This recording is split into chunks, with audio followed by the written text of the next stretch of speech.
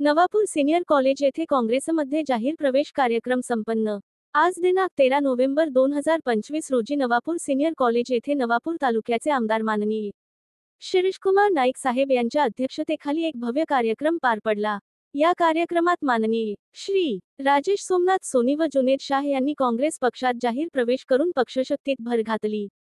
या कार्यक्रमास माननीय श्री गिरीशभाऊ नंदोभाऊ गावित नगरसेवक नवापूर, राजेश दादा गावित पंचायत समिती सदस्य नवापूर, विनोद दादा नाईक युवा नेते आकाश दादा गावित व प्रवीण दादा गावित यांसह विविध मान्यवरांची उपस्थिती लाभली।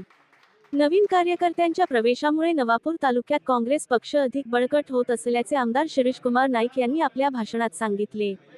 पक्षाच्या विचारधारेने प्रेरित होऊन अधिकाधिक तरुण कार्यकर्त्यांनी पुढे यावे, असे आवाहन त्यांनी यावेळी केले।